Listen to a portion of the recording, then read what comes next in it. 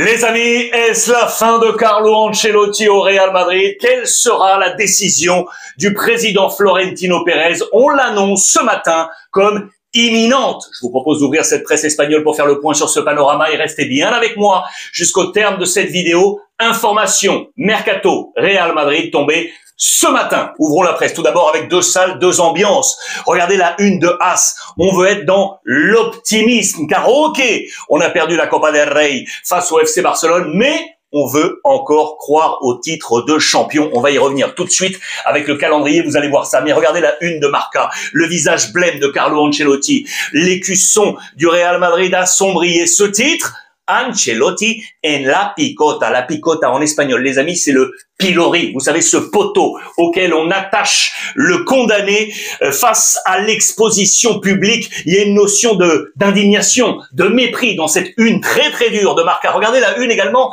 de la presse générale en Espagne. ABC ici avec Ancelotti qui ultima su adios al Real Madrid. Il préparerait, car lui aussi a peut-être d'autres choses en tête, son adieu au Real Madrid. La une del Mundo avec ici le président Florentino Pérez et ce titre très fort, l'heure des décisions au pluriel, les amis, car plusieurs joueurs sont également dans le viseur du président Florentino Pérez. Regardez les pages intérieures avec ce dessin là superbe du coach du Real Madrid avec cette bouée, une bouée de sauvetage ou cette bouée pour rester à flot, car la décision serait peut-être ici. Regardez, en page intérieure, le Brésil veut Carlo Ancelotti pour le prochain mois de juin. Il préparerait donc ses adieux au Real Madrid. Coupe du Monde 2026, le Brésil veut absolument Carlo Ancelotti comme sélectionneur. Vinicius, Rodrigo, tous ces talents brésiliens dont il dispose, qu'il connaît par cœur, j'en parle depuis plusieurs semaines déjà,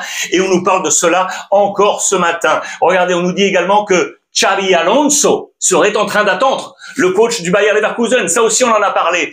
Il serait l'homme providentiel pour être le prochain coach du Real Madrid. Je vous ai également annoncé que le CEO du Bayer Leverkusen avait clairement dit qu'il ne mettrait pas de bâton dans les roues si la décision était rapide, parce qu'il faut préparer, bien évidemment, la prochaine saison. C'est ainsi que la semaine est annoncée comme Semana Clave, la semaine clé pour le président Florentino Pérez. On nous annonce cette réunion dans les prochains jours, voire dans les prochaines heures. Cela pourrait avoir lieu aujourd'hui même, les amis. En tout cas, c'est ce que nous annonce José Félix Díaz ici dans la manchette de Marca. C'est sur un fil, un hilo. Que va-t-il se passer? J'attends vos commentaires, les amis. Va-t-il quitter le Real Madrid? Xabi Alonso serait-il la bonne solution? Et le voyez-vous prendre la sélection brésilienne? Ce n'est pas le seul problème au Real Madrid, vous l'aurez compris. Le président a des décisions à prendre. Vous le savez, ça s'est très très mal terminé dans cette Copa del Rey, et notamment avec Rudiger,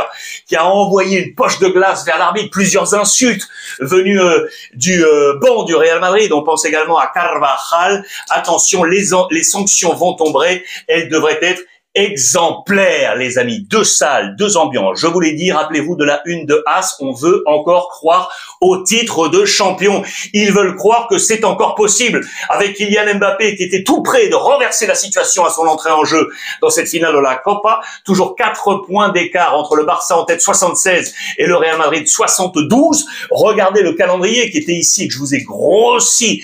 1, 2, 3, 4, 5. Il reste 5 journées pour le Barça.